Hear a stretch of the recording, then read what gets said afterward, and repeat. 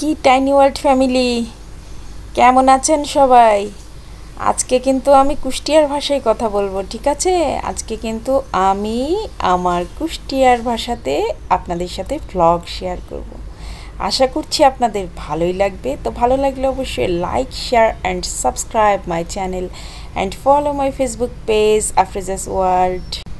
আর যারা আমার চ্যানেলটা সাবস্ক্রাইব করেছেন তাদেরকে জানাচ্ছি অনেক অনেক ধন্যবাদ আমার চ্যানেলটা সাবস্ক্রাইব করে চ্যানেলের সঙ্গেই থাকার জন্য।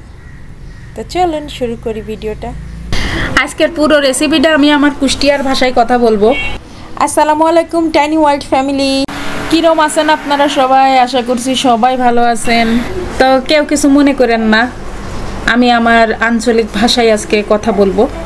আমি যেহেতু কুষ্টিয়ার মানুষ তাই কুষ্টিয়ার ভাষায় কথা বলবো।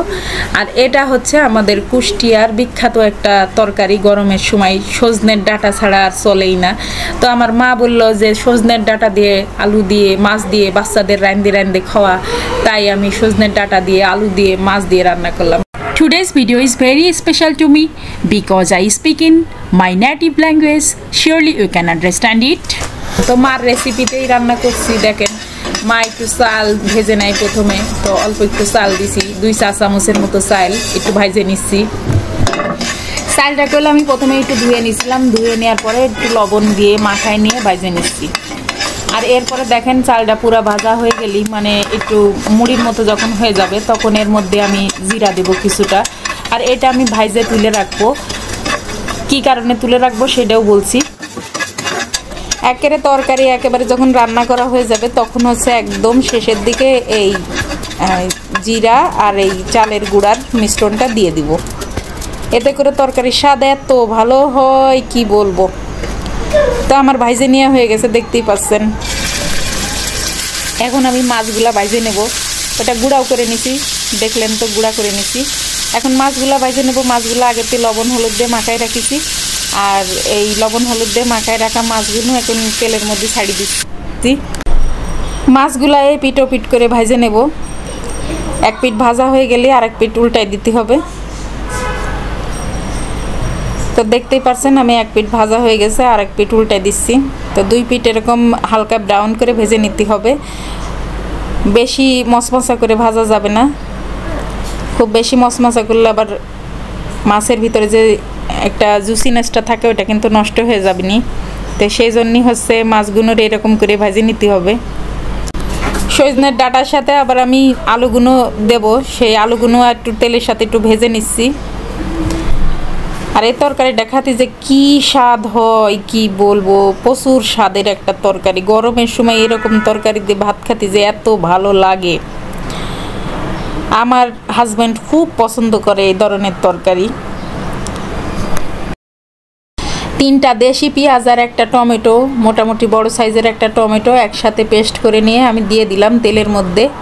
এখানে 2 টেবিল চামচ তেল দিয়েছি। আর একটা টমেটো আর 3টা দেশি পেঁয়াজ একসাথে করে আমি পেস্ট করে নিছি। আর এর মধ্যে দিলাম রসুন বাটা। রসুন বাটা দিলাম হচ্ছে 2 চা চামচ, জিরা বাটা দিলাম 1.5 চা চামচ, আদা বাটা দিলাম 1/2 চা চামচ। এখন সব মশলা একসাথে একটু কষিয়ে নিতে হবে। আর দিলাম একটু সরিষা আর কাঁচামরিচের পেস্ট। একটু সরিষা আর একটু কাঁচামরিচ আমি একসাথে পেস্ট করে নিয়েছিলাম। এখানে 2 চা চামচ সরিষা আর 3টা কাঁচামরিচ একসাথে পেস্ট করে নিয়েছিলাম। আর দিলাম হচ্ছে একটু হলুদ পরিমাণ মতো, আর মরিচের গুঁড়া দিলাম একটু, স্বাদ অনুসারে মরিচের গুঁড়া। মরিচের গুঁড়া আপনারা যে যতটুকু খেতে পছন্দ করেন সে ততটুকুই দেবেন। সরিষা বাটার সাথে আমি যেহেতু একটু মরিচের গুঁড়া দিছি, আবার একটু লবণও দিছি, তাই এখানে লবণ আর মরিচের গুঁড়াটা একটু সাবধানে দিতে হবে। সবগুণ মশলা আমার ভালো করে কষা নেওয়া হয়ে গেছে। এখন আমি এর মধ্যে আলু ভাজা দিয়ে দিলাম, যে আলুটা ভাজি রাখিছিলাম সেই আলুটা দিয়ে দিলাম। আর দিয়ে দিলাম হচ্ছে সজনের ডাঁটা। তো সজনের ডাঁটাগুলো আমি আগের থেকে কাটে কুটে রাখছিলাম, বাইসে বুইসে রাখছিলাম, সেই ডাঁটাগুলো দিয়ে দিলাম। এখন ভালো করে কষাই নিচ্ছি। আর কষাই নেওয়া হয়ে গেলে এর মধ্যে আমি পানি দিয়ে দিব, ঝোলের পানি সহ একসাথে দিয়ে দিলাম। তরকারিটা সিদ্ধ হতে যতটুকু পানি লাগবে আর ঝোলের পানি সব একসাথে দিয়ে দিলাম। দেখতেই পাচ্ছেন যে এখানে প্রায় মেজারমেন্ট কাপে 3 কাপ পরিমাণ পানি দিয়েছি আমি। এখন ফুটে উঠেছে তরকারিটা। এর মধ্যে এখন মাছগুলো দিয়ে দিচ্ছি, যে ভাইজে রাখা মাছগুলো ছিল সেগুলো দিয়ে দিলাম। আজকে আমি রুই মাছ দিয়ে রাঁধছি, আপনারা চাইলে এখানে চিংড়ি মাছ দিয়ে রান্না করতে পারেন, আরও বেশি স্বাদ হয়। আমাদের এলাকায় এই গরমের মধ্যে সজনের ডাঁটার তরকারিটা হচ্ছে খুব বেশি প্রিয় সব মানুষের। আর আমার হাজব্যান্ড তো ভীষণ পছন্দ করে, সাথে দিয়ে আমার বাচ্চারাও খুব পছন্দ করে। এটা আসলে আমাদের কুষ্টিয়ার একটা ঐতিহ্যবাহী তরকারিও বলতে পারেন। এই গরমের সিজনে সজনের ডাঁটা আর আলু দিয়ে রুই মাছের তরকারি, চিংড়ি মাছের তরকারি, এটা কিন্তু আমাদের এলাকার একটা বলা চলে ঐতিহ্যবাহী। তারপরে করব মসুরের ডাল। আমি একটু লবণ টেস্ট করে দেখলাম যে লবণ এইগুলো হচ্ছে গরমের সময় লবণ দিয়ে শান্তি করে খাওয়া যায়।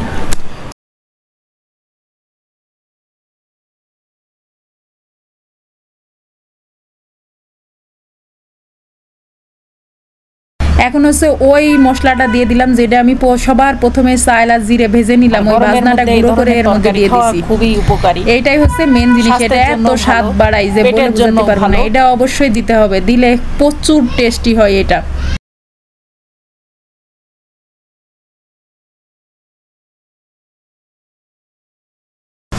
আর এই তরকারি একবার খাইয়ে দেখেন কত স্বাদের তরকারি।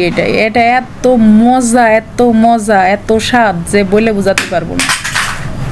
আমার তরকারি কিন্তু রাধা হয়ে গেছে, এখন আমি হচ্ছে এটা নামাই রাখবো। আপনারা চাইলে এরকম ঝোলঝোল রাখতে পারেন, আবার একটু কম ঝোলও রাখতে পারেন, তবে আলু দেওয়া হয়েছে সে কারণে একটু ঝোলঝোল রাখাই ভালো। আলুতে ঝোল একটু চুষে নাই, তো আমি এইটুকু ঝোলই রাখবো। একটু পরে দেখতে পারবেন ঝোল কিন্তু আরও একটু কমে যাবে। তো বাসায় একবার হলো এই রেসিপিটা ট্রাই করেন, অনেক মজার একটা রেসিপি এটা।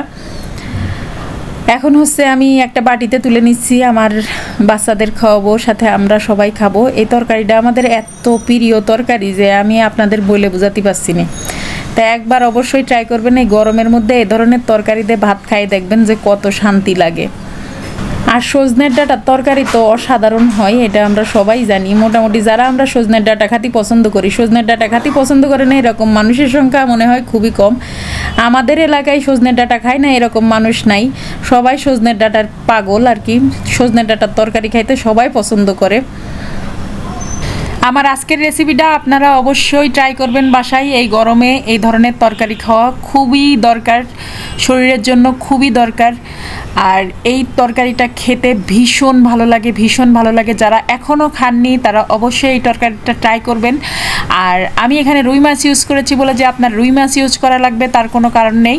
আপনি কিন্তু এখানে চিংড়ি মাছটা ইউজ করতে পারেন, তাহলে আরও বেশি মজা হয়। আমার কাছে চিংড়ি মাছও ছিল, বাট আমার বাচ্চা আজকে রুই মাছ খেতে চেয়েছে, তাই রুই মাছটাই রান্না করেছি। আমার আজকের ভিডিওটা আপনাদের কেমন লাগলো আমাকে কমেন্ট করে জানাবেন। আমার মাতৃভাষাতে কথা বলতে আমার খুব ভালো লাগে। আমি এখন থেকে মাঝে মাঝে আপনাদের সাথে এরকম আমার মাতৃভাষাতে কথা বলে ভিডিও শেয়ার করব ইনশাল্লাহ। মাতৃভাষা কার না প্রিয় বলেন?